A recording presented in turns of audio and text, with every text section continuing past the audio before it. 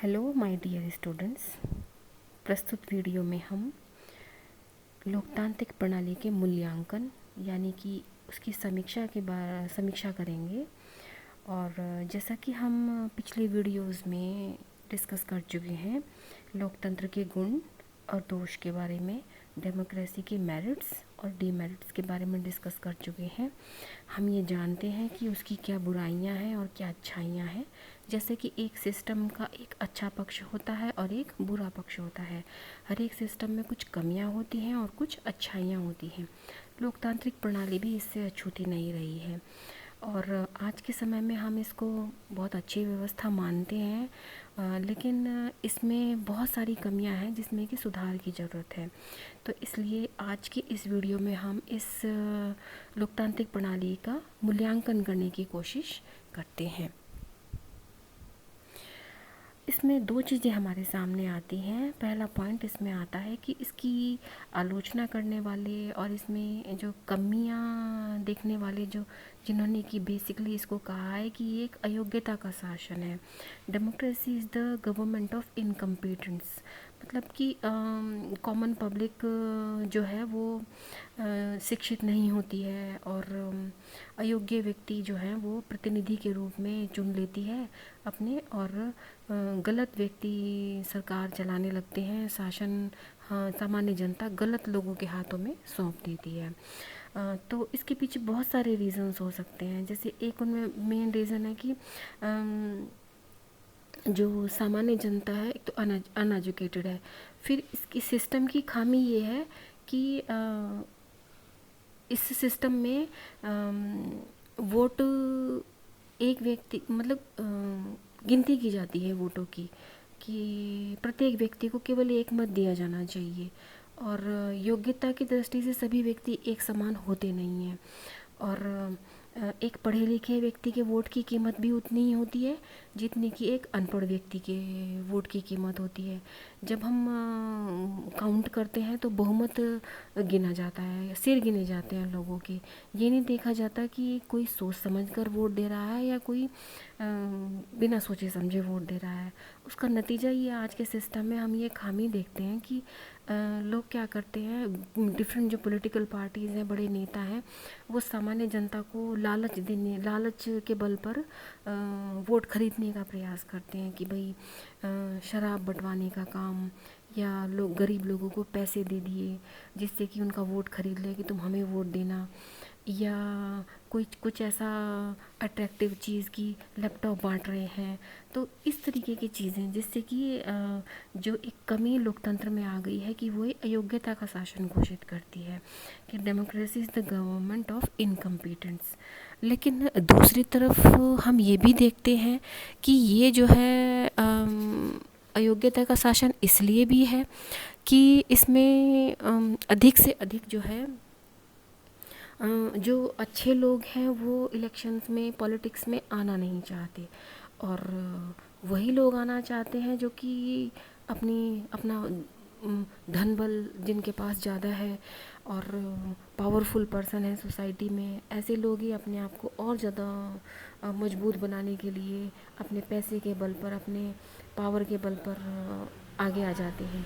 तो समझदार और ईमानदार लोगों की जो गिनती है वो पॉलिटिक्स में अच्छे लोगों की नहीं हो पाती है, जिससे कि व्यवस्था, एक लोकतांत्रिक व्यवस्था एक अच्छी व्यवस्था होने के बावजूद भी उसको हम अयोग्यता का शासन घोषित कर देते हैं। लेकिन उसके बावजूद भी अगर हम देखें कि कुछ ना कुछ ऐसी बात तो है कि जो विश्व के अधिकांश देश हैं आज के समय में, वो विकसित देशों की जो विकसित लोकतंत्र हैं, जैसे कि हम उसमें दो उदाहरण लेते हैं, अमेरिका का और इंग्लैंड का। और उनका उदाहरण लेते हुए अपने देश में ऐसा ही लोकतंत्र विकसित होते हुए देखना चाहते हैं, और ये चाहते हैं कि वो लोकतांत्रिक परंपराएं जैसे कि इंग्लैंड में विकसित हुई और स्वतंत्रता की बात की जाती है, समानताओं की बात की जाती है, वही सब चीज़ें, वही खुला समाज हमारे देशों में भी हो और हम विकास की ओर अग्रसर हों। तो इससे लोकतांत्रिक व्यवस्था से बेस्ट ऑप्शन हमें दिखाई नहीं देता है। और इसलिए हम ये ज़रूर कह सकते हैं कि इसीलिए इसको आज के टाइम पे एक अच्छी सर्वोत्तम शासन व्यवस्था कंसिडर किया जाता है। रियल में ये अयोग्यता का शासन नहीं है, बल्कि इसी में ही कुछ इम्प्रूवमेंट्स की ज़रूरत है, और जिससे कि हम जो एक ये सिस्टम है, सर्वोत्तम व्यवस्था है, इसको और अच्छा बनाया जा सके।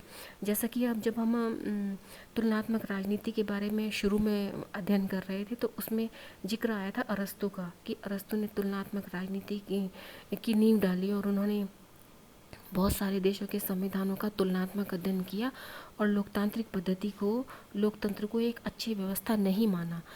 और क्योंकि अरस्तु जो अपने राज्यों के वर्गीकरण में व्यवस्थाओं का जिक्र जो करते हैं, वो ये कहते हैं कि एक व्यवस्था शुरू में अच्छी होती है और धीरे धीरे उस व्यवस्था में कुछ गलत एलिमेंट्स डेवलप होने शुरू हो जाते हैं, जो कि उस व्यवस्था को दूषित कर देते हैं। तो लोकतंत्र अपने आप में अरस्तु उसी व्यवस्था को मानते हैं कि जो कि जिसको कि वो लोकतंत्र अपने आप में एक अच्छी व्यवस्था मानते हैं, लेकिन वो धीरे धीरे उसमें जो कमियां आने लगती हैं, जिनकी हम कमियों की हमने भी बात की, कि पैसे का लालच देकर, धन बल से जो कि डिज़र्व भी नहीं करते वो कैंडिडेट आ जाते हैं, और हाँ, जनता अशिक्षित रहती है और वो लालच में आकर वोट अपना दे देती है, और जिससे कि गलत व्यक्ति व्यवस्था में आ जाते हैं, और जिससे कि सिस्टम खराब होता है। तो इसी वाली व्यवस्था को अरस्तु ने नाम दिया भीड़ तंत्र का। वो लोकतंत्र वही व्यवस्था है जो कि समय के साथ जिसमें कि बुराइयां डेवलप हो गई हैं, और वो भीड़ तंत्र में परिवर्तित हो गया है। तो इसी वजह से अरस्तु ने इसको एक विकृत व्यवस्था माना, और विकृत व्यवस्था के रूप में इसको उन्होंने नाम दिया है भीड़ तंत्र का। लेकिन आज के समय में ये एक अच्छी शासन व्यवस्था है, सर्वोत्तम शासन व्यवस्था है, क्योंकि इसके अलावा कोई और ऑप्शन सिस्टम का हमें समझ में नहीं आता है। और हम देखते हैं कि हमारे सामने ये उदाहरण है कि जो विकसित होते हुए हम देख रहे हैं ऐसे देशों को जहाँ पर कि डेमोक्रेटिक वैल्यूज़ का अच्छा डेवलपमेंट है, और आज वो लोकतंत्र विकसित अवस्था में हम पाते हैं। तो ज़रूरत तो इस बात की है कि हम इसी में ही कुछ इम्प्रूवमेंट करें। तो इसकी कैसे हम डेमोक्रेटिक सिस्टम को अच्छा बना सकते हैं, सफल बना सकते हैं, जिससे कि हम विकसित लोकतंत्र की तरफ अग्रसर हों, उसके लिए कुछ कंडीशंस हैं जिनको कि फुलफ़िल होना ज़रूरी है, जिनको कि हमें डेवलप करना ज़रूरी है अपने देश के लोकतांत्रिक शासन में। वो क्या हो सकती हैं कि किन चीज़ों पे हम ध्यान दें जिससे कि हमारे देश का जो लोकतांत्रिक शासन है वो अच्छे से अच्छा और विकसित लोकतंत्र हो पाए। वो उसमें जो पहली शर्त है कि कॉमन मास का, सामान्य जनता का शिक्षित होना ज़रूरी है, अलर्ट और अवेयर होना ज़रूरी है। ये ज़रूरी है कि वो लोग पढ़े लिखे हों, किसी के बहकावे में ना आए। जो पॉलिटिकल पार्टीज़ हैं जिनका काम केवल एनी हाउ किसी भी तरीके से सत्ता हथियाना होता है और पावर को गेन करना होता है, तो वो अपने पैसे के बल पर वोट खरीद जो लेते हैं, तो ऐसा नहीं होना चाहिए। और ऐसा कब नहीं होगा, जबकि सामान्य जनता अवेयर होगी और एजुकेटेड होगी, पढ़ी लिखी होगी, तो वो किसी के बहकावे में नहीं आएगी। अपने विवेक से, अपनी बुद्धि से का प्रयोग करते हुए वो सही उम्मीदवार का चयन करेंगे, ताकि और उससे ही हमारा लोकतंत्र मजबूत हो सकता है। तो सबसे इम्पॉर्टेंट है लिटरेसी रेट का अच्छे से अच्छा होना, और लोगों का अपने अधिकारों के लिए सरकार क्या काम कर रही है, वो हमारे हक में है या नहीं, इन चीज़ों के बारे में अवेयर रहना, कि क्या सरकारें काम कर रही हैं, क्या कमियां हैं, क्या अच्छाइयां हैं, इस चीज़ को समझने का विवेक कॉमन मास के अंदर होना ही चाहिए, अगर उसको उस देश में लोकतांत्रिक शासन प्रणाली को अच्छा बनाना है। तो इसी तरह दूसरा पॉइंट हम कह सकते हैं कि पार्टी सिस्टम को भी मजबूत होना ज़रूरी है एक अच्छी लोकतांत्रिक व्यवस्था के डेवलपमेंट के लिए। अगर हम विकसित लोकतंत्र देखना चाहते हैं अपने देश में, तो उसके लिए ज़रूरी है कि दलीय व्यवस्था मजबूत हो। हम देखते हैं कि हमारे देश में बहुदलीय प्रणाली है, और दूसरे देश जिनको कि हमने आदर्श रूप में ग्रहण किया है, जिनको हम फॉलो करने की कोशिश करते हैं, इंग्लैंड के लोकतांत्रिक व्यवस्था को या अमेरिका की लोकतांत्रिक व्यवस्था को, तो वहाँ पर अगर हम देखें तो वहाँ पर 2 पार्टी सिस्टम है, द्विदलीय पद्धति। मतलब 2 पॉलिटिकल पार्टीज़ हैं, लोगों के सामने ऑप्शंस 2 हैं। आम चुनाव होते हैं तो सामान्य जनता एक पार्टी को, कुछ लोग एक पार्टी को वोट देते हैं तो कुछ लोग दूसरी पार्टी को वोट देते हैं। तो वहाँ की सामान्य जनता के वोट 2 जगह बढ़ते हैं। उसका नतीजा ये होता है कि एक दल को स्पष्ट बहुमत मिलता है, और जो कि ज़रूरी है लोकतांत्रिक प्रणाली के सफल संचालन के लिए, और दूसरे दल को जो कि थोड़ा कम बहुमत जिसको मिलता है, वो एक प्रमुख विपक्षी दल की भूमिका निभाता है। ये भी लोकतांत्रिक प्रणाली के सफल होने के लिए ज़रूरी है कि एक सत्तारूढ़ पक्ष हो और दूसरा सरकार के कार्यों की आलोचना करने के लिए मजबूत विपक्षी दल का होना भी बहुत ज़रूरी है, ताकि वो सरकार के द्वारा किए जाने वाले कार्यों की सकारात्मक आलोचना कर सके। तो विकसित लोकतंत्र वाले देशों में, अमेरिका में, इंग्लैंड में इस तरीके का ही लोकतंत्र इसीलिए सफल है, विकसित लोकतंत्र है, क्योंकि वहाँ पर द्विदलीय व्यवस्था है। लोगों के वोट 2 के बाद ऑप्शन ही नहीं है उनके पास। 2 पार्टियों में से एक पार्टी को वोट देंगे और वो 2 जगह होंगे, एक सत्तारूढ़ दल होगा और एक विपक्षी दल होगा। लेकिन हम अपने भारत की स्थिति क्या देखते हैं कि हमारे यहाँ बहुदलीय प्रणाली है, बहुत सारे पॉलिटिकल पार्टीज़ हैं। उसका नतीजा ये होता है कि हमारे यहाँ वोट्स क्या है, बढ़ जाते हैं, और उससे ये होता है कि किसी भी एक पार्टी को स्पष्ट बहुमत नहीं मिल पाता। और ऐसी स्थिति में जो पॉलिटिकल पार्टीज़ हैं वो क्या करती हैं, आपस में गठबंधन करती हैं, और गठबंधन की सरकारें होती हैं जिनके आइडियोलॉजीज़ अलग है, सोचने का ढंग अलग है, काम करने का ढंग अलग है।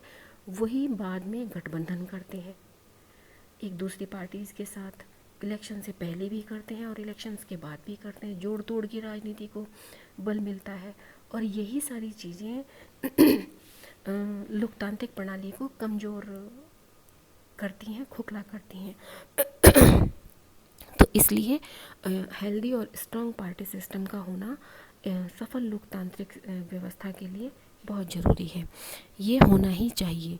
इसी तरह चीज़ें रूल्स जो है वो लिखे हुए हों, written, it should be written constitution and full of democratic values. हमारे संविधान में लिखी हुई हो वो चीज़ें कि हम अपने संविधान के माध्यम से अपने देश के नागरिकों को समानता का अधिकार देना चाहते हैं, स्वतंत्रता का अधिकार देना चाहते हैं, और वो लिखे हुए हों, प्रामाणिक हों। जैसा कि हमारे संविधान में ये चीज़ अंडर आर्टिकल 14 समानता का अधिकार, और आर्टिकल 32 तक जो अधिकारों का वर्णन किया गया है, अभिव्यक्ति की आज़ादी, धार्मिक आज़ादी, इन सारी चीज़ों के बारे में जो अधिकारों का डिस्क्रिप्शन दिया गया है, लिखित रूप में दिया गया है, बहुत अच्छी बात है। और डेमोक्रेटिक वैल्यूज़ को बढ़ावा भी दिया गया है, लेकिन केवल लिख देने से और कॉन्स्टिट्यूशन में डिस्क्राइब कर देना ही सफिशिएंट नहीं है। केवल लिख देने से हमारा कर्तव्य पूरा नहीं हो जाता कि हमारी लोकतांत्रिक प्रणाली बहुत अच्छी हो जाएगी। ज़रूरी ये है कि जो संविधान में लिखा गया है उससे लोगों के मन में, सामान्य जनता में भ्रम की स्थिति ना उत्पन्न हो ये कि जो संविधान में अधिकार हमें दिए गए हैं, जनता अपने अधिकारों को पहचाने और उनको उपयोग करे, और वो समझे कि हाँ, वास्तव में केवल ये थियोरी में ही नहीं है, लिखा हुआ ही नहीं है खाली, इनको व्यवहारिक रूप में भी हम इस्तेमाल कर सकते हैं। तो हमारी व्यवहारिक ज़िंदगी में उनका उपयोग किया जाना बहुत ज़्यादा ज़रूरी है, तभी हम अपने देश के लोकतंत्र को सफल बना सकते हैं। इसी तरह लोकतंत्र को सफल बनाने के लिए बहुत इम्पॉर्टेंट है लोकल गवर्नमेंट्स का होना। मतलब हम सारी की सारी पावर्स किसी एक पर्सन के हाथ में ना दे दें। हमारी सत्ता को संभालने वाला, पावर को संभालने वाला, सारे निर्णय वाला कोई एक पर्सन ना हो क्या कि अलग अलग लेवल्स पर अलग अलग व्यक्ति हों। जैसे हम देखते हैं कि हमारे यहाँ 3 स्तर हैं, सेंट्रल गवर्नमेंट, स्टेट गवर्नमेंट और लोकल गवर्नमेंट। मतलब सारी पावर्स प्राइम मिनिस्टर को ही नहीं है या प्रेसिडेंट को ही नहीं है, वही जो पावर्स प्रेसिडेंट को है, प्राइम मिनिस्टर को है काम करने को लेकर, शासन से संबंधित, वही पावर्स हमने छोटे रूप में स्टेट की गवर्नमेंट्स को, राज्यों की सरकारों को भी दे रखी हैं, मुख्यमंत्री और राज्यपाल के रूप में। और जिससे कि समाज का छोटे से छोटा व्यक्ति भी अपने आप को पावरफुल महसूस करे। तो इस पॉइंट ऑफ व्यू से हमने गांव में ग्राम प्रधान भी अपने आप में एक हेड होता है।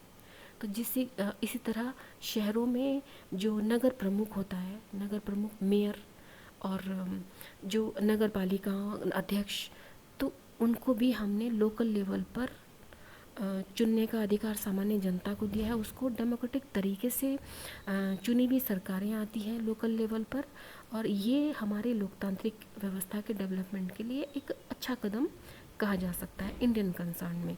तो ये ज़रूरी है कि लोकल गवर्नमेंट्स हों, जिससे कि निचले स्तर तक भी लोगों के पास पावर्स हों, अपने काम को करने की आज़ादी हो, और लोग निचले स्तर तक भी, छोटे से छोटा पर्सन भी अपने आप को पावरफुल महसूस करे।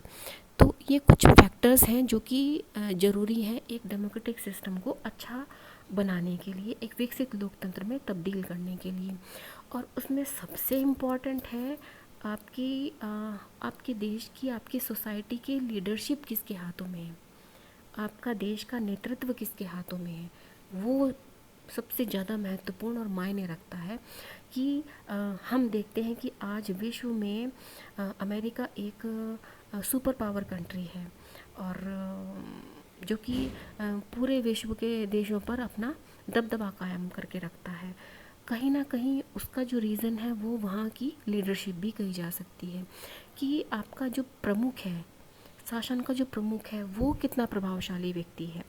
जैसे अभी हम वर्तमान संदर्भ में कहें कि हमारे देश के प्रधानमंत्री कैसे हैं। अगर प्रधानमंत्री सशक्त हैं, अपनी बात को अंतर्राष्ट्रीय स्तर पर, अंतर्राष्ट्रीय संस्थाओं जैसे कि यूनाइटेड नेशंस ऑर्गेनाइजेशंस में अपनी बात को मनवाने का मादा रखते हैं, तो यानी कि आपके देश का नेतृत्व सही हाथों में है, और उससे आपके देश की लोकतांत्रिक प्रणाली अधिक से अधिक मजबूत होने की तरफ अग्रसर है। अगर नेतृत्व ही सही नहीं है, हमारा नेता ही सही नहीं है, तो हम एक अच्छे लोकतंत्र के डेवलपमेंट की तरफ की आशा नहीं कर सकते हैं।